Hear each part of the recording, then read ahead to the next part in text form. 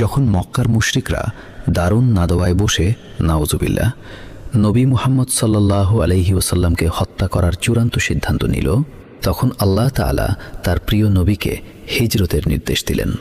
রাতের অন্ধকারে নবী মুহাম্মদ সাল্লাল্লাহু আলাইহি ওয়াসাল্লাম নিজ গৃহ থেকে বের হয়ে যান। সেই সময় তার বিছানায় শুয়েছিলেন হযরত আলী রাদিয়াল্লাহু আনহু, যাতে শত্রুরা ধোঁকা খায়। রাস্তার মধ্যে তিনি তার সবচেয়ে প্রিয় সাথী হযরত আবু বকর সিদ্দিক রাদিয়াল্লাহু আনহুকে সঙ্গে নিলেন। মদিনা ছিল মক্কার উত্তরে, কিন্তু শত্রুদের ধোঁকা দেওয়ার জন্য নবী সাল্লাল্লাহু আলাইহি ওয়াসাল্লাম দক্ষিণ দিকে রওনা হলেন।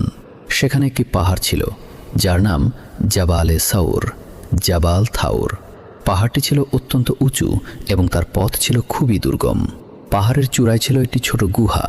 তারা সেখানে পৌঁছালে হযরত আবু বকর রাদিয়াল্লাহু আনহু বললেন, ইয়া রাসূলুল্লাহ, আপনি